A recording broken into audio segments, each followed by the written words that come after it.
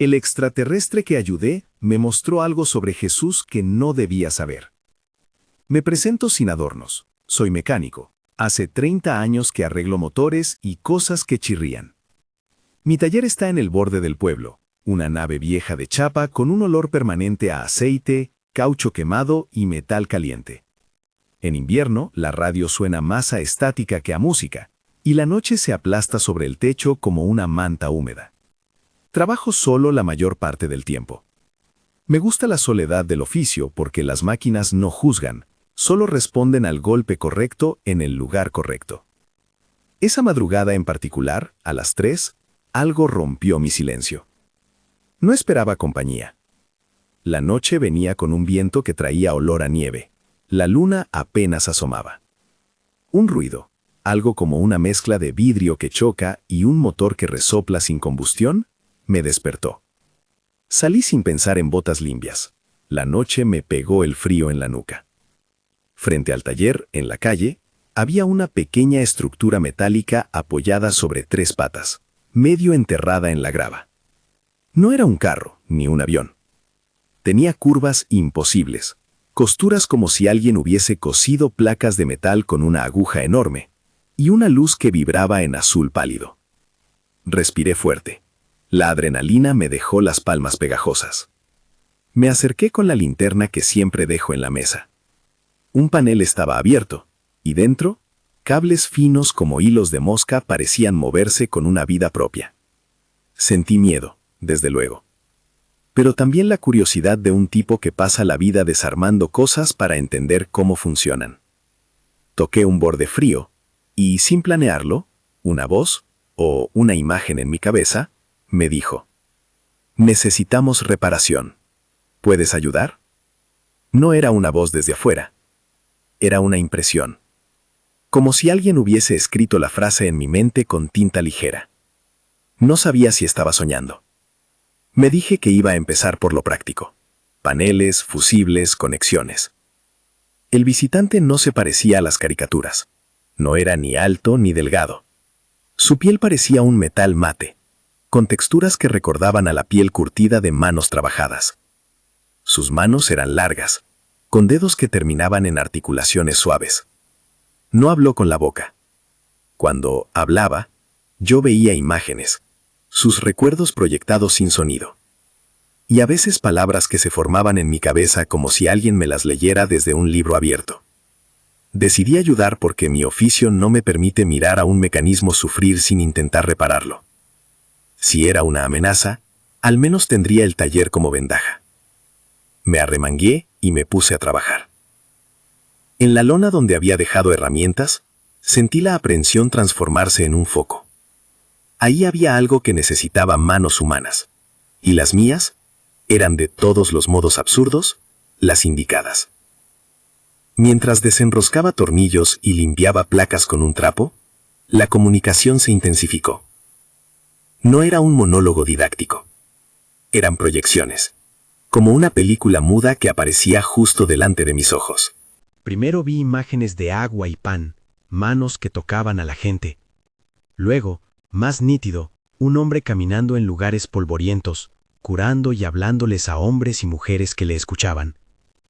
Su rostro no se detuvo en la fidelidad histórica, era una reconstrucción simbólica. Gestos, miradas, la sensación de que algo estaba aliviando un peso. Según la proyección, fue la frase que me vino a la mente, como si el mismo visitante me recordara que aquello era una interpretación. Lo puse en palabras porque necesitaba un ancla para no perder el juicio.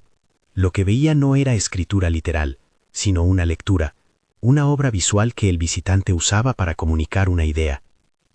Fue entonces cuando me explicó, no con palabras, sino con estructura mental, una enseñanza práctica sobre cómo dirigir la oración y la intención.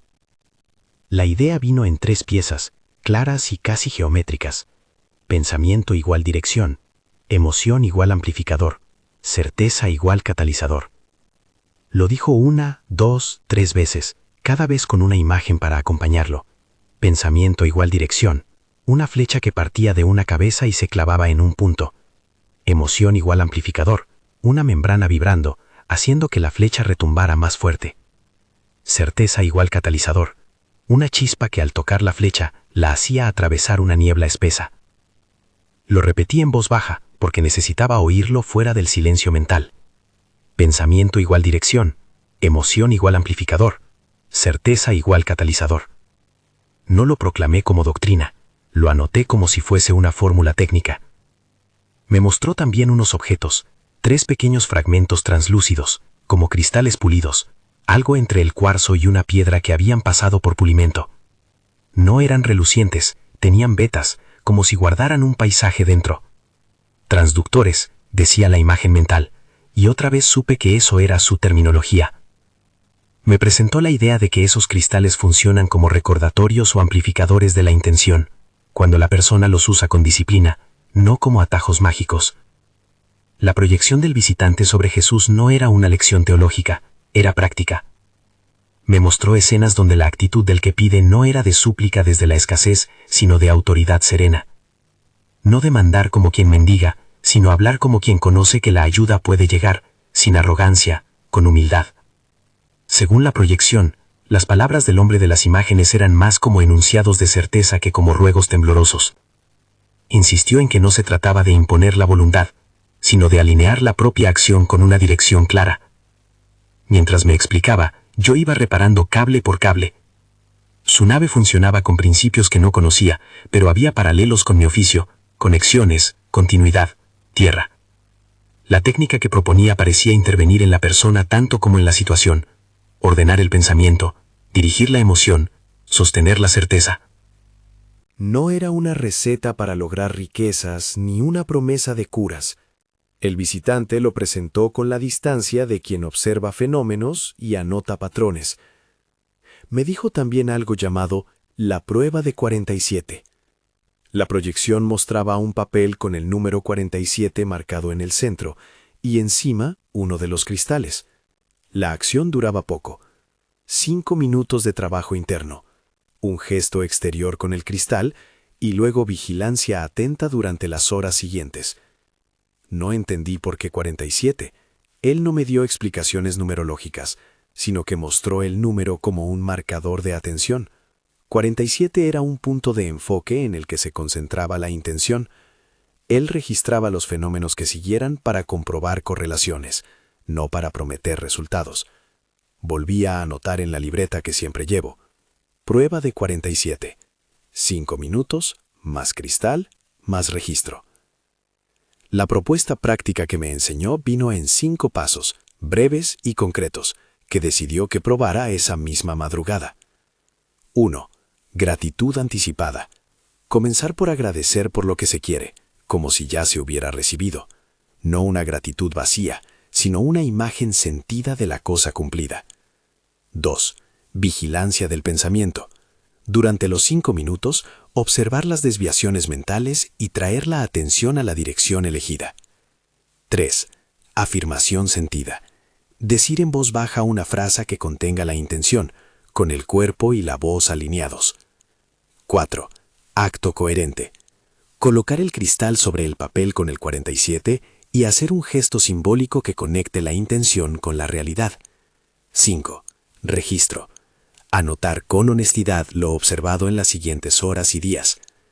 Lo recité con la misma voz con la que a veces repito los pasos para cambiar el aceite, sin misticismo, con la practicidad de quien sabe que una rutina sostenida puede generar cambios sutiles. No prometo milagros, solo ofrezco práctica, me dije para no perder la humildad que la situación exigía. Antes de lanzarme a la prueba, pedí que el visitante me explicara algo más sobre el cristal. La imagen mental mostró que el cristal actúa como foco, ayuda a sostener la atención del cuerpo y la mente, algo así como la llave que mantiene un circuito cerrado mientras la intención circula. Nadie me dijo que el cristal provocara milagros. El visitante dejó eso claro con una proyección textual. Instrumento de coherencia, no sustituto de acción. Acepté la primera sesión más por curiosidad que por fe. A las 4 de la mañana, agotado y con las manos manchadas de grasa, seguí los pasos. Me senté en el banco del taller, el cristal sobre el papel donde escribí 47 con un marcador que siempre tengo. Respiré. Hice la gratitud anticipada. Imaginé que la llamada que necesitaba para un trabajo llegaba con el nombre del cliente y la hora. Lo sostuve como imagen durante unos segundos. Observé mis pensamientos cuando se desviaron hacia el miedo, la cuenta por pagar, la rodilla que dolía cuando subía escaleras. Traje de vuelta la atención. Repetí una afirmación sencilla. Abro paso para lo que necesito y actúo con claridad. Coloqué el cristal y lo dejé allí, sin dramatismo, como quien planta una semilla. Apunté la hora y empecé a notar sensaciones, latidos, calor en las manos, un silencio menos pesado. No pasó nada espectacular durante la primera hora, pero en la madrugada, cuando barrí el suelo y deseché trapos, encontré entre la grava una llave inglesa que había perdido hacía meses. Pensé que era coincidencia. En otro día la habría considerado solo eso. 2 horas después, mientras tomaba café frío, mi teléfono sonó. Era un cliente que necesitaba un arreglo urgente en un tractor al mediodía. No era la gran oportunidad, pero para mí representaba trabajo pagado y el tipo de encargo que me mantiene la semana en pie. En la rodilla sentí que el dolor que me molestaba al subir a la caja del camión era un poco menos punzante. Pequeñas cosas, modestos cambios. Lo anoté con honestidad en la libreta. Llave encontrada, llamada de trabajo, menos molestia rodilla. Correlaciones, no pruebas. Aquella semana repetí la práctica de los 5 minutos varias mañanas y algunas noches.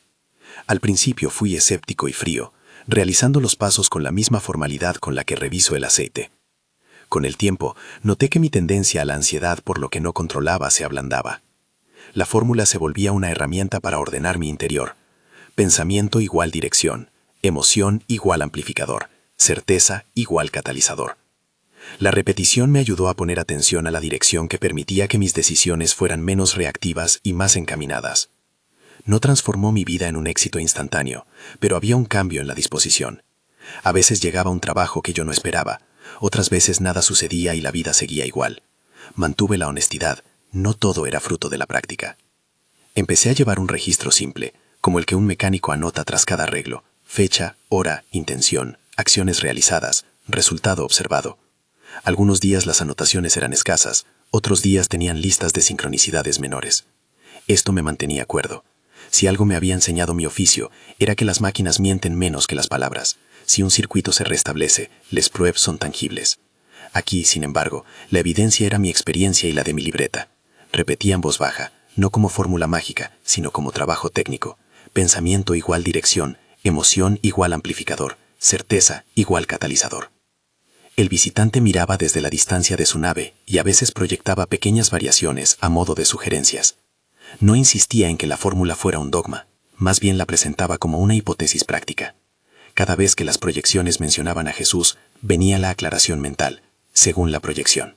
Así entendí la línea que debía mantener: respeto absoluto hacia la figura histórica y teológica, y la cautela de no convertir una imagen proyectada en sustituto de la escritura o de la experiencia comunitaria de fe. Pasaron días antes de que le contara a alguien lo sucedido. ¿A quién recurrir?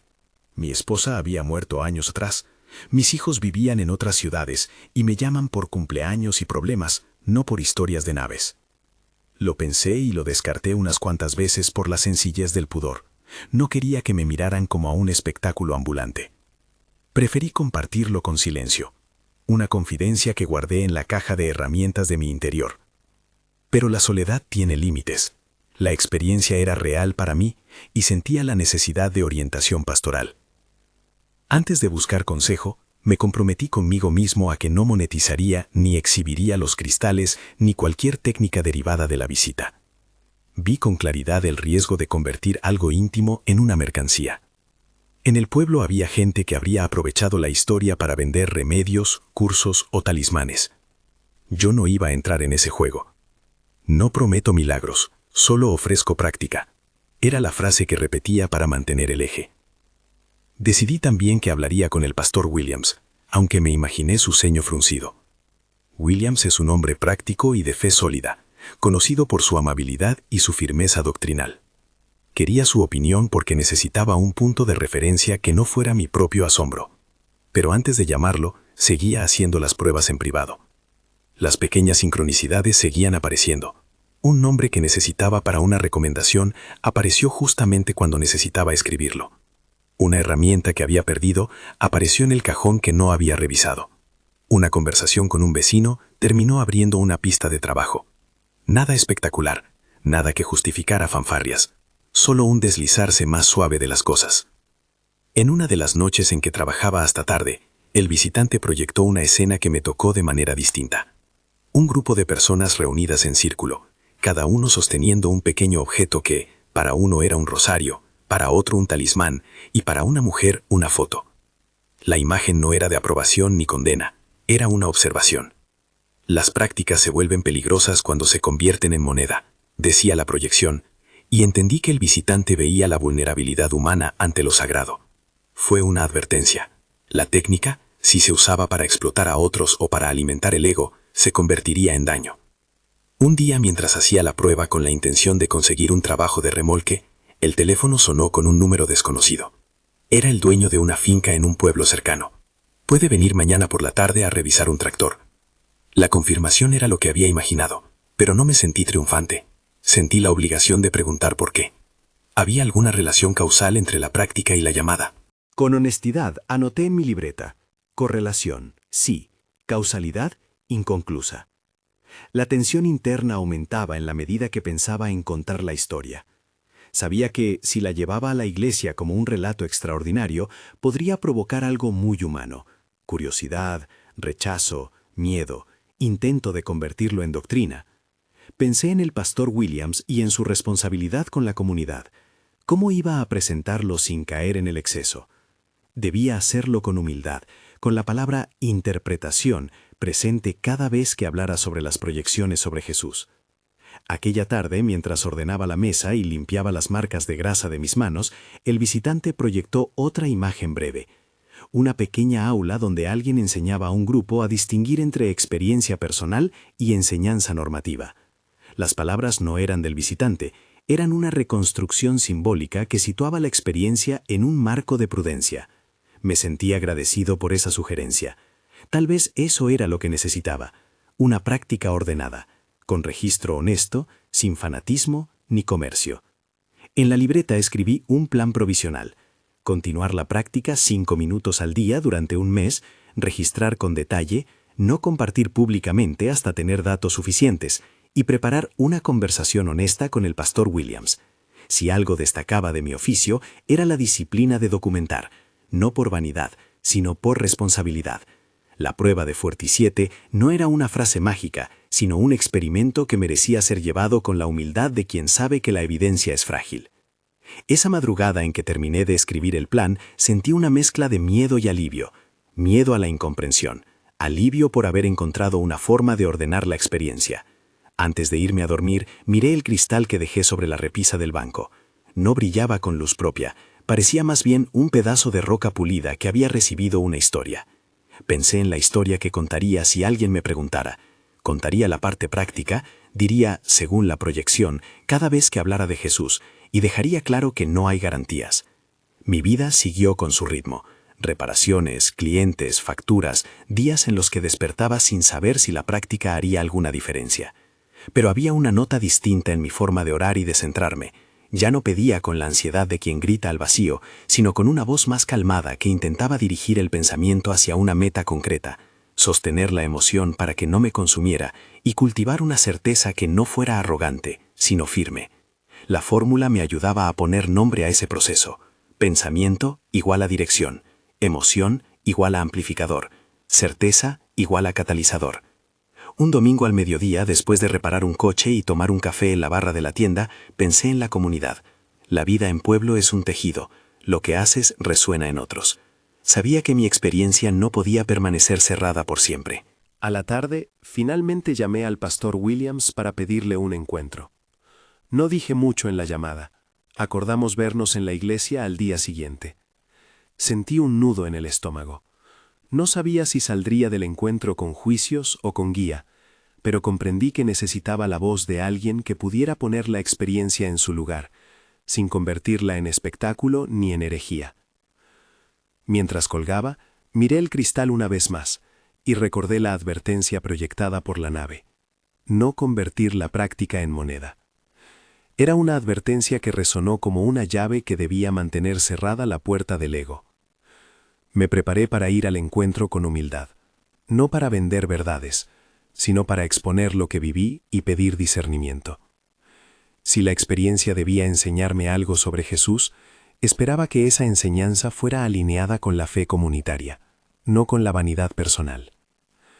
Al día siguiente, antes de salir para la iglesia, hice la prueba de 5 minutos en el banco del taller. Me sentí más sereno. Había sucedido algo curioso en mi interior, una pequeña tregua con la ansiedad cotidiana. De nuevo, pequeñas sincronicidades pueden corresponder a la práctica, o no. Repetí en voz baja la fórmula como si fuera el nombre de una herramienta. Pensamiento igual dirección. Emoción igual amplificador. Certeza igual catalizador. Guardé el cristal en el bolsillo interior de la chaqueta y partí hacia la iglesia con la libreta en la mano, dispuesto a hablar en términos prácticos y a escuchar con humildad. Cuando empujé la puerta de la iglesia, la luz que entraba por los vitrales dibujó franjas en el suelo polvoriento. Había gente que me conocía, otros me miraron con curiosidad. Vi a Williams en la primera fila, su postura siempre mesurada. Me acerqué, tuve un instante para calmarme y antes de abrir la boca, recordé que mi relato debía contener la palabra que me había sostenido desde el inicio: interpretación. Tenía algo que contar, no para impresionar, sino para preguntar. Williams me recibió con la misma amabilidad de siempre. Sus ojos no brillaron de sorpresa ni de incredulidad. Fueron una invitación a hablar con claridad. Abrí la libreta. Le expliqué lo esencial: la nave, la comunicación en proyecciones, la fórmula, los cristales, la prueba de 47 y las pequeñas sincronicidades. Le repetí la aclaración que había hecho tantas veces, según la proyección. Le dije también algo que me pesaba: no prometo milagros, solo ofrezco práctica. Quería que él entendiera que no buscaba alabanzas ni certificaciones, solo guía para no tropezar en la soberbia. Williams me escuchó sin interrumpir. Luego hizo preguntas que fueron precisas y necesarias. ¿Has documentado con honestidad? ¿Hay posibilidad de que la mente esté generando patrones donde no los hay? ¿Has considerado el peligro de que esto se convierta en una práctica que la gente malinterprete? Sus preguntas eran las mismas que me había hecho yo, pero dichas con la autoridad pastoral que se gana con años de acompañamiento. Me pidió que le mostrara la libreta, que leyera mis anotaciones. Le expliqué los 5 pasos y la estructura de la prueba de 47. Al terminar, William se quedó un rato en silencio, mirándome con gravedad y ternura a la vez. No voy a decirte que lo que viviste es otra cosa, dijo finalmente, pero tampoco puedo validarlo como doctrina. Lo que sí puedo ofrecerte es acompañamiento. Si esto va a tocar a la comunidad, necesita supervisión espiritual y prudencia. Su voz no fue fría ni hostil, fue una advertencia medida, la que necesitaba escuchar. Acordamos que seguiría registrando y que, antes de hacer cualquier presentación pública, volveríamos a conversar con más datos. Me fui de la iglesia con un peso menos en el pecho y la sensación de que, por primera vez desde aquella madrugada, mi experiencia tendría un marco de responsabilidad. Esa tarde regresé al taller. En la repisa el cristal parecía menos ajeno. Lo tomé en la mano y pensé en todas las maneras en que una experiencia extraordinaria puede torcerse si cae en manos equivocadas. Me prometí mantener la práctica privada y disciplinada. Me prometí no vender ni repartir los cristales. La nave, mientras tanto, estaba cada día más visible en mi memoria, no como un espectáculo, sino como un punto de partida. Había recibido una enseñanza que, según la proyección del visitante, se inspiraba en la figura de Jesús para mostrar una forma de hablar desde la certeza, pero siempre con la aclaración, según la proyección. Y, sin embargo, la vida no se quedaría quieta. Había pequeñas luces que empezaban a parpadear fuera de mi taller. Un cliente que necesitaba más ayuda, un vecino que preguntaba con interés por mis ratos de meditación, la voz del pastor Williams que me ofrecía acompañamiento, pero que también advertía sobre la inercia humana que convierte lo sagrado en mercado.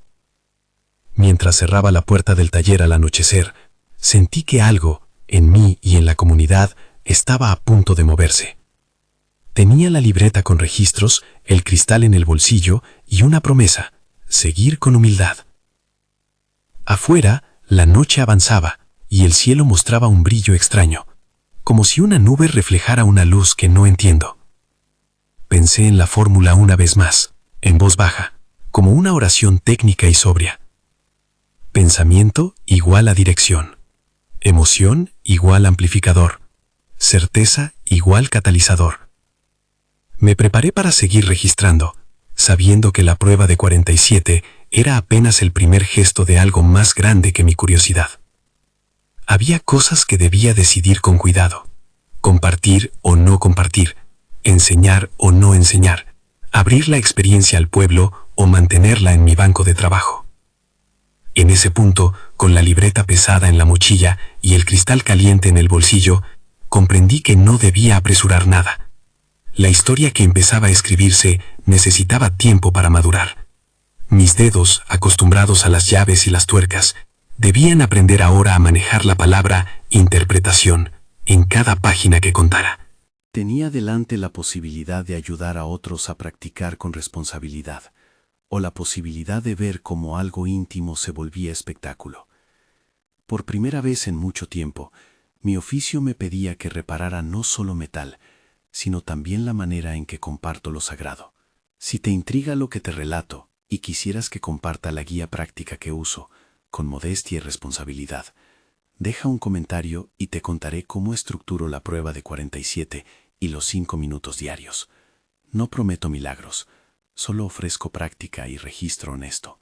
Al caer la noche, me senté en el banco y repasé las notas.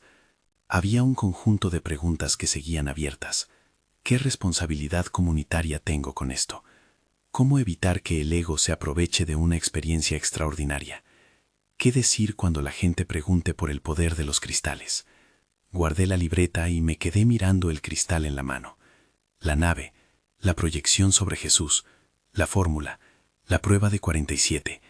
Todo era un tejido de posibilidades que debía ser desanudado con cuidado. Poco después, la linterna de un coche pasó por la calle y se detuvo. Un vecino, que a veces trae noticias y a veces chismes, se acercó a la puerta del taller con la curiosidad a flor de piel. Sus preguntas eran simples y directas, y antes de responder, supe que ciertos límites tendrían que sostenerse.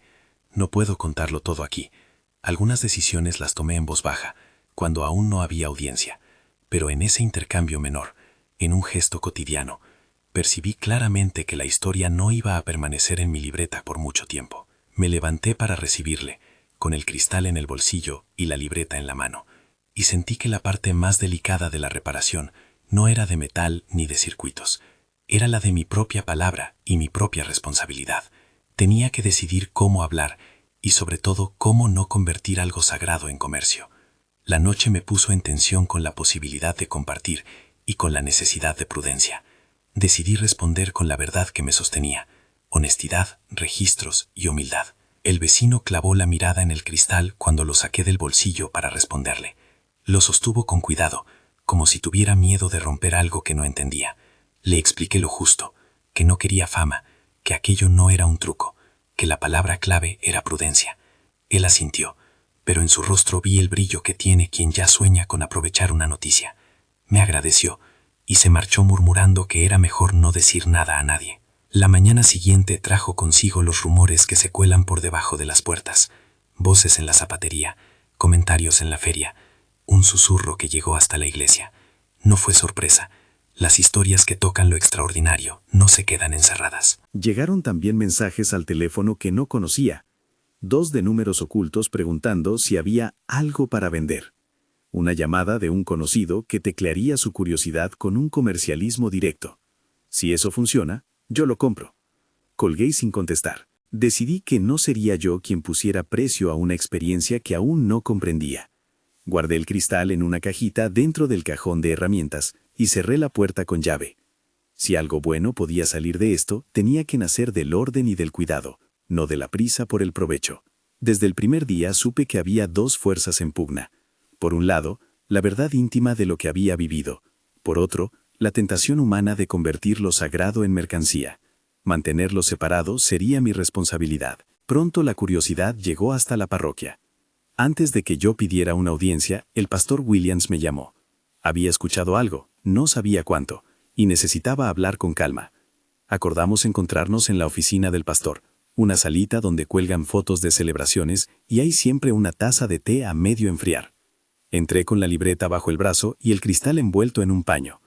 Williams me miró con esa mezcla de bondad y seriedad que lo caracteriza.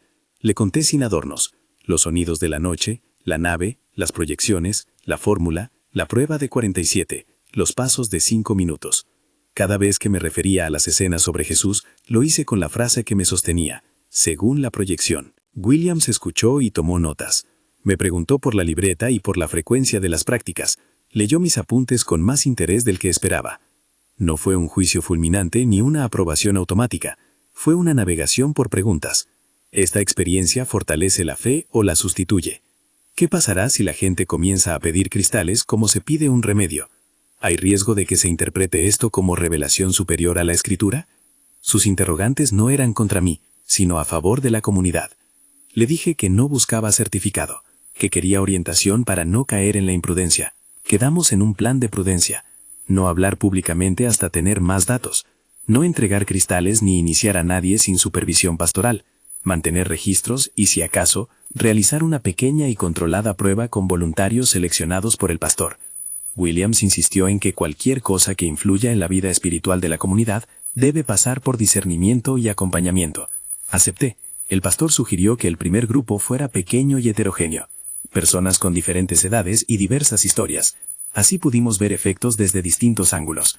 Me ofrecí como facilitador práctico, no como maestro espiritual, y Williams se quedó con la tarea de hacer una presentación inicial sobre límites espirituales. El objetivo era simple: probar la disciplina, registrar con honestidad y velar por la integridad emocional de los participantes. 6 personas se inscribieron tras la convocatoria discreta de Williams. Elisa, una joven maestra que buscaba mayor calma antes de dar clases. Manuel, un labriego con manos de cuero que sufría de incertidumbres económicas. Teresa, una jubilada que no dormía bien. 2 mujeres de la iglesia curiosas pero escépticas. Y Eduardo, un vecino que había perdido a un hermano y buscaba paz. Acordamos que las sesiones serían en la sala anexa del templo, con Williams presente, y que yo solo guiaría los pasos prácticos de la prueba de 47 sin prometer resultados ni ejercer autoridad doctrinal. Según la proyección, repetiría yo cada vez que aludiera a la imagen sobre Jesús, y así lo hice desde el primer encuentro. La primera sesión fue más tensión que certeza. Enseñar a gente a sentarse en silencio durante 5 minutos sin convertir el ejercicio en espectáculo fue un trabajo en sí. Les expliqué el método con la frialdad de un técnico: gratitud anticipada, vigilancia del pensamiento, afirmación sentida, acto coherente, colocar algo simbólico sobre el 47 y registro. Les mostré un cristal que había limpiado y dije que era un objeto simbólico, pero añadí también alternativas: una piedra lisa del río, una cruz pequeña, una foto. No quería que nadie necesitara un objeto que supusiera un costo ni una dependencia. El cristal era un recordatorio, no un talismán. Antes de iniciar, Williams habló con cuidado sobre la fe y la prudencia. Aclaró: los métodos humanos pueden ayudar a ordenar la mente, pero la fe no se reduce a prácticas. Subrayó la necesidad de no sustituir la comunidad ni el sacramento por técnicas personales.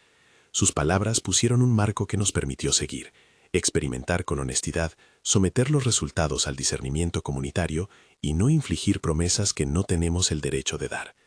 Empezamos la prueba. La sala olía a tiza y a café, las sillas formaban un semicírculo, y cada quien puso su objeto sobre el papel con un 47 que imprimimos en una hoja. Los 5 minutos fueron lentos y para algunos incómodos. Muchos pensamientos irrumpieron: la rutina, la lista de compras, recuerdos. La segunda parte del ejercicio, vigilancia del pensamiento, resultó bastante práctica. Cuando la mente se iba, la traíamos de vuelta a la imagen deseada. La afirmación sentida fue algo que sorprendió a varios. Decir en voz baja una frase sencilla les devolvía un peso corporal que antes flotaba en la sombra. Acto coherente: colocar la mano sobre el papel, pasar la otra por el objeto, hacer un gesto simbólico. Registro: después del ejercicio, cada quien anotó lo que observó durante las horas siguientes. Los resultados de la primera tanda fueron discretos. Elisa dijo que la entrevista que tenía para una vacante la abordó con menos ansiedad y aunque no obtuvo el puesto, manejó la situación con mayor claridad. Manuel narró que encontró una cuerda de atar que había perdido la semana anterior, un elemento menor, pero para él un signo de que el día podía desenvolverse con menos pérdida. Teresa comentó que durmió 1 hora seguida aquel sábado, lo cual para ella ya era un alivio. Anotamos todo con la advertencia: correlación, no causalidad. Nadie sostuvo que hubiera curación ni garantía financiera. Había, eso sí, pequeñas ayudas prácticas y una sensación de orden interior para algunos. La transparencia funcionó como anticoagulante de la fantasía. Repetimos las sesiones durante 1 mes, registrando pacientemente las anotaciones de cada participante. Algunos días no hubo nada llamativo. Otros aparecieron pequeñas sincronicidades. Un vecino que recomendó a Elisa para dar clases en un aula alternativa. Una oferta de trabajo temporal para Manuel. No hubo anuncios estruendosos ni testimonios mesiánicos. Esa moderación me tranquilizaba. La práctica, tal como la describía la fórmula, actuaba como un mecanismo para alinear pensamiento, emoción y certeza. Pensamiento igual dirección. Emoción igual amplificador. Certeza igual catalizador. La repetición ayudaba a sostener la atención, pero no todo fue calma. A finales del 2.º mes apareció una figura que escaló la tensión, un hombre que llamaremos Santiago, conocido por su habilidad para convertir rumores en negocios. Santiago había escuchado lo suficiente como para no dejar pasar la oportunidad. Llegó al taller una tarde con una caja de madera y una sonrisa de vendedor. Dijo que él podía reproducir cristales similares y distribuirlos. Prometió cursos, sesiones privadas y mejoras si se pagaba una suma. Su discurso estaba cargado de promesas: tranquilidad, salud, prosperidad. Me ofreció dinero por una primera caja y por mis notas. Me sorprendió el cinismo y la rapidez con que quiso monetizar algo que yo había decidido proteger. Le negué la caja y sus propuestas. Le expliqué las reglas que había acordado con Williams: no vender, no repartir, no poner precio a algo que aún entendíamos. Le dije que el cristal no era la clave, que podía usarse cualquier objeto como recordatorio. Le pedí que se marchara. Santiago, con firmeza comercial, no comprendió mi negativa y empezó a promocionarse en la plaza. Un día ofreció un ritual en la taberna con su caja de madera como atracción. La noticia llegó a la iglesia como un mal ruido. Williams me llamó nuevamente y me dijo que haría una advertencia pública sobre la prudencia y la importancia de no dejar vulnerables a los ancianos o a la gente con miedo. Esa intervención del pastor trajo tensión social. Varios en el pueblo se indignaron por lo que consideraron una censura. Otros agradecieron la medida. Santiago, sintiéndose acorralado, aumentó la retórica y empezó a calumniar, diciendo que yo hacía experimentos extraños y que el pastor estaba tapando la verdad para proteger intereses. El conflicto creció en intensidad. Tuve que pedir a Williams que mediaran porque la situación amenazaba con tornarse en espectáculo. En una reunión convocada por el pastor, con el coro ensayando a lo lejos y la sala llena, expusimos los límites. Williams habló de la responsabilidad pastoral. Yo compartí mis registros y leí fragmentos de la libreta para que la gente viera que no se trataba de promesas grandilocuentes, sino de notas concretas: fecha, hora, intención, acción, resultado observado. Una mujer mayor preguntó si se usaba para curar enfermedades. Teresa, la jubilada, se adelantó y dijo con voz temblorosa que no se había curado de su artrosis, pero que la práctica la ayudó a dormir. La crudeza de la respuesta demostró por qué el asunto debía tratarse con cautela. Santiago intentó interrumpir y fue invitado a hablar con Williams en privado. No estaba dispuesto a colaborar y, atrapado por su ego y las expectativas de lucro, terminó dejando el pueblo al cabo de pocas semanas. Antes de irse, intentó vender un manual rápido, cuyo contenido era una mezcla de frases prestadas y trucos escasos. La gente lo rechazó. La mayor protección fue la comunidad, que, guiada por la prudencia del pastor, aprovechó para recordar algo esencial: la fe genuina no se compra, se vive. Con el conflicto amortiguado, retomamos el trabajo con más claridad. Decidí modificar la intervención. En lugar de objetos especiales, enseñaría a que cada participante eligiera un objeto personal sin valor comercial: una piedra del río, un botón, una fotografía, para convertirlo en el recordatorio de la intención. De esta manera no habría incentivos de mercado y la práctica quedaría en manos de quien la hiciera, sin intermediarios. Así dispersé la tentación de que alguien pudiera vender milagros. La práctica se institucionalizó con límites: 3 meses de pruebas, hojas de registro revisadas por el pastor, reuniones mensuales para compartir hallazgos y una cláusula ética. Nadie cobraba por enseñar, nadie comercializaba objetos relacionados. Fue un experimento lento y humilde, poco apto para titulares. Pero en esa lentitud hubo algo sanador. La comunidad aprendió a mirar lo extraordinario desde la responsabilidad. El pastor Williams se encargó de recordar que la experiencia, por interesante que fuera, no sustituía la formación doctrinal ni el acompañamiento sacramental. Hubo momentos de duda en mi propia conciencia. A veces por la noche me preguntaba si había hecho bien entregando mis apuntes a un proceso comunitario en vez de lucrar. La respuesta llegó de manera simple. Cuando vi a Teresa más tranquila al dormir, cuando Elisa recogía su cuaderno con menos temblores antes de una clase, comprendí que la orientación pastoral y la disciplina eran la mejor protección contra el ego. No quise ser un vendedor, quise ser alguien que compartía una práctica con honestidad y límites. Con el paso de los meses, la práctica cotidiana cambió mi modo de orar. No porque la técnica reemplazara a la oración tradicional, sino porque me enseñó a ordenar la petición con acción coherente. Antes, mis oraciones a veces eran una lluvia de ruegos sin dirección. Pedía ayuda, sentía miedo, esperaba que algo sucediera. Ahora, al practicar la gratitud anticipada, yo mismo me preparaba para actuar. Pensamiento, dirección. Emoción, amplificador. Certeza, catalizador. Esta fórmula dejó de ser un eslogan para convertirse en una herramienta para la toma de decisiones. Si busco trabajo, no solo reclamo, llaman a una puerta y salgo a abrirla. Si me preocupa un vecino, no le pido a la brisa que sople a mi favor. Llamo, me acerco, ofrezco lo que puedo. La práctica me ayudó a hacer la fe más eficaz en el campo de lo cotidiano sin convertirla en promesa fácil. Un encuentro que recuerdo con particular nitidez ocurrió en una fría mañana de otoño.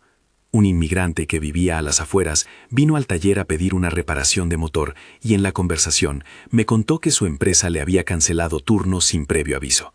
Se veía agotado. Le propuse una sesión breve, sin cristales, solo la práctica de 5 minutos con una piedra que llevara en el bolsillo y le expliqué con honestidad las limitaciones. No era garantía de empleo, sí una manera de ordenar su mente antes de buscar oportunidades. Él aceptó. 2 días después me llamó para decir que, tras 4 entrevistas y muchas noches de insomnio, se presentó a una posibilidad y la afrontó con más calma.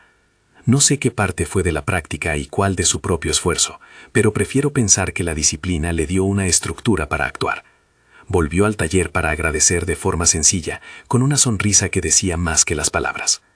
Ese tipo de pequeñas historias se fueron acumulando en la libreta. Algunas parecían conexiones simples, otras eran más sutiles. Mayor claridad para decidir, menos parálisis ante lo inesperado, más voluntad para actuar. Nadie se enriqueció por ello y nadie proclamó milagros. Las notas eran el antídoto contra la exageración. Si algo se volvía un testimonio excesivo, la libreta lo volvía a tierra con fechas y detalles sobrios. Mantuvimos siempre una frontera clara, separación entre experiencia personal e interpretación normativa. Cuando, en alguna proyección, el visitante mostraba escenas de Jesús que hablaba con autoridad, lo describía como reconstrucción simbólica. Según la proyección, la figura hablaba desde la certeza. Nunca atribuí esas imágenes como nuevas doctrinas. Al contrario, me apoyé en la comunidad para no convertir vivencias en reglas universales. Williams y los ancianos revisaron la práctica desde la ética pastoral y ayudaron a que los límites quedaran claros. Con el tiempo, la gente dejó de pensar en cristales y empezó a hablar de hábitos. Si antes alguien llegaba buscando un objeto, ahora le enseñábamos a elegir una piedra, una tarjeta o una fotografía y a usarla para recordar su intención. La sustitución fue deliberada. Documento por disciplina. Objeto por decisión. Había algo liberador en que se despojara el ritualismo. El objetivo ya no era el objeto, sino qué hacía la persona con su atención y su cuerpo. A nivel personal, experimenté una transformación callada. Ya no soy el mismo hombre que aquella madrugada que trabajó hasta que la máquina dejó de chillar. Mis manos siguen manchadas de grasa, pero mi interior ganó orden. La práctica no me hizo sabio ni me elevó por encima de los demás. Cuando la tentación de la vanidad asomó, la libreta y la palabra de Williams me anclaron. Aprendí a decir no cuando alguien ofrecía dinero por mis notas. Aprendí a dar la práctica en contextos de acompañamiento. Aprendí a pedir supervisión cuando la historia podría dañar. Hubo también lecciones duras. Una vez, una mujer vino desesperada buscando un remedio para su hijo enfermo de una dolencia seria. La miré y dije lo que siento cada vez que aparece ese tipo de pedido, que la práctica no sustituye la atención médica, que no podemos prometer curas, y que la fe debe acompañar la ciencia y el cuidado humano. Le expliqué la diferencia entre la esperanza y la garantía. Salió con lágrimas y con un remedio que no había imaginado. Una cita con un especialista gracias a una recomendación de la iglesia y la promesa de acompañamiento pastoral. Esa noche me acosté recordando que la humildad y la prudencia salvan de muchas heridas. En la vida del pueblo, la práctica se fue incorporando como un hábito privado para algunos y una curiosidad pasajera para otros. Las reuniones mensuales que coordinaba con Williams sirvieron para mantener vivo el criterio ético, compartir hallazgos sin convertir casos en espectáculo, revisar registros y, si surgía un problema, hacer ajustes. La regla principal nunca cambió: no monetizar, no prometer, acompañar con responsabilidad. A nivel familiar, la decisión de mantener privacidad nos dio tregua. Los hijos volvieron alguna vez y escucharon la historia con recelo y con cariño. Me preguntaron si no temía por la reputación. Les dije que la integridad es más valiosa que la reputación. La reputación se reconstruye con acciones. La integridad se vive día a día. Mi madre, si viviera, diría que eso es sentido común que se aplica a las llaves y a las palabras por igual. Al cabo de un año, yo seguía siendo un mecánico con las manos ásperas y la espalda cansada, pero con una atención distinta en la oración. Rezar dejó de ser un recurso cuando faltaba algo y se fue transformando en una práctica alineada con el actuar. Pensamiento igual dirección. Emoción igual amplificador. Certeza igual catalizador. También me enseñó a no dejar la vida en los extremos, ni la fe frívola ni el escepticismo cerrado. Había descubierto, gracias a una proyección que puso a Jesús en la escena como símbolo de autoridad serena, que orar desde una línea clara no es arrogancia, sino disciplina. Pero repetí siempre en público y en privado: no prometo milagros, solo ofrezco práctica.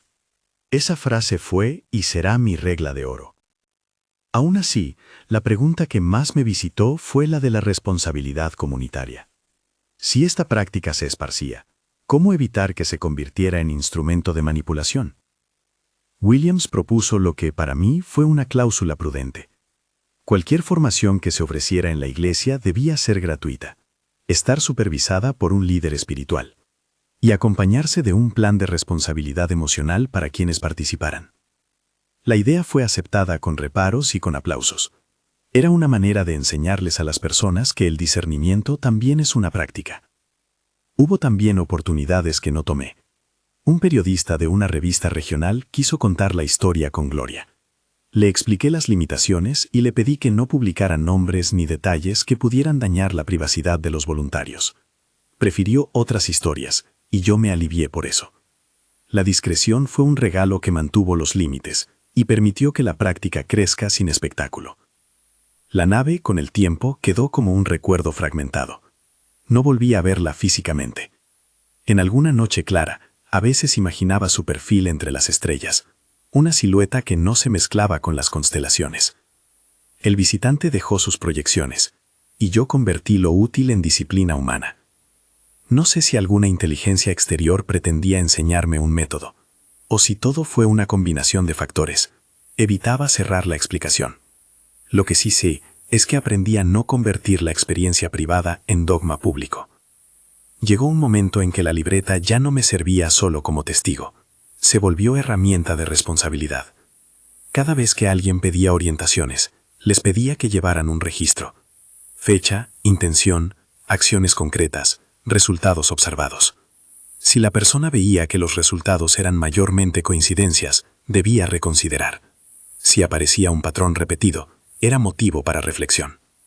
Esa disciplina devolvía claridad a la experiencia y la mantenía alejada de la mitificación. Con la práctica a raya y la comunidad en marcha, me permití un gesto sencillo: devolver simbólicamente el cristal a la tierra. No lo tiré ni lo vendí. Lo coloqué en una caja con mi libreta y lo guardé en una repisa.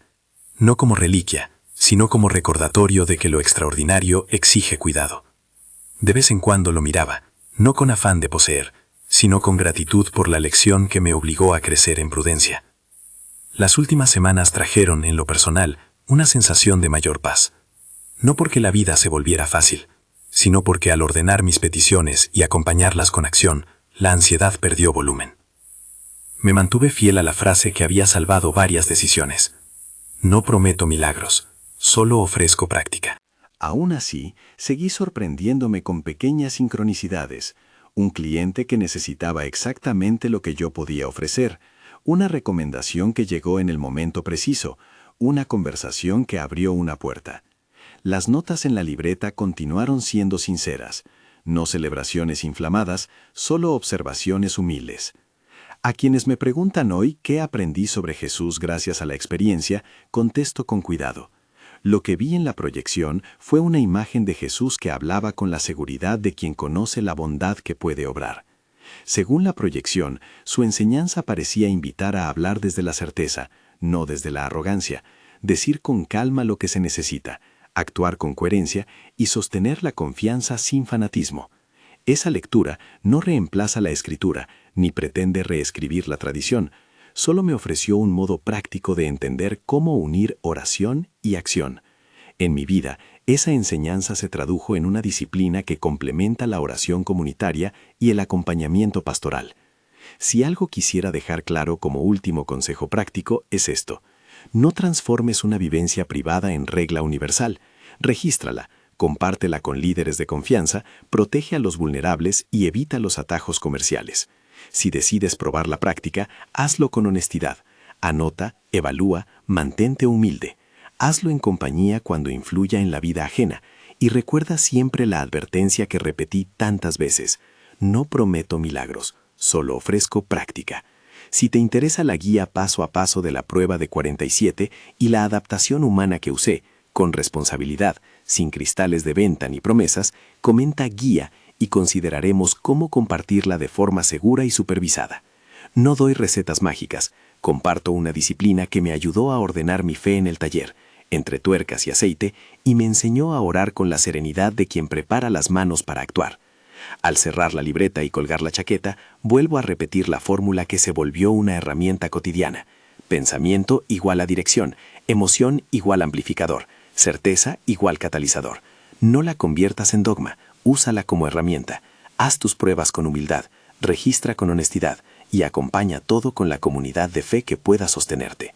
Así, lo extraordinario pierde su poder de espectáculo y recupera su función: enseñarnos a vivir con mayor responsabilidad, amor y prudencia.